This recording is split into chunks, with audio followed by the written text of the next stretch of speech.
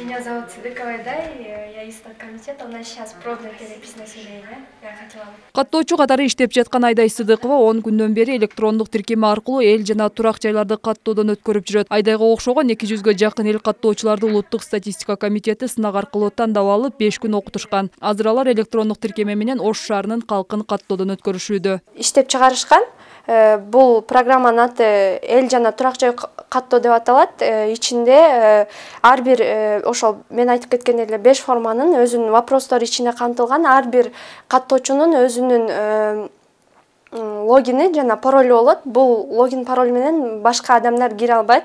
Жана биз каттаган информациялардын баардыгы сразу эле биз каттап бүткөндөн кийин статкомитетке түзүнтүш барып турат да. Шаар тургундарына ишеничтүү болуш үчүн Статком атайын QR код системасын иштеп чыгышкан. Каттоочулар штрих-кодду уюлдук телефону менен түзүлгөн база аркылуу суроолорун берип, калкты катташат. Ишенсе болот. Бул биздин каттоочунда сотруднигибиз, Улуттук статистика комитетинин жана ошондой эле башка бөтөн адамдар муну колдоно алышпайт. Да, бул жерде печати болот, анан ден местный администрациянын ден колдору, анан ден ошондой эле статистика башкармалыгында кол болот. Мындан 10 жыл мурда эл каттоочулар барак ручканын жардамы менен жана жүк ташып жүргөнгө туура келген болсо, азыркы учурда мондай штрих-коду бар бейжиктин жардамы жана уюлдук телефон жардамы менен эл каттаганга ыңгайланышкан. Ош шаарында сыноо түрүндөгү тестирлөөгө 5 каттоо бөлүгү түзүлгөн. Анда 5 координатор жана 23 инструктор иштейт. Мындан сырткары 190 каттоочу кабыл алынган. Жалпысынан 218 кызматкер атайын окуудан өтүп 10 күндөн бери иш алып барышууда.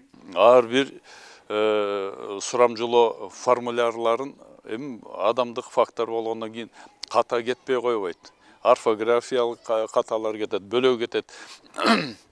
Бул жерде электрондук форматта өтүп аткандан кийин бул программада бүт текшерүү, ушундай бир ыкмалардын бар каралганда, туура эмес жооп берилип калса, туура эмес бир нерселер кетип калса, программа андан кийинки суроону ачпайт. Бул бир жагынан ката боло турган каталардын баарынан арылып атабыз.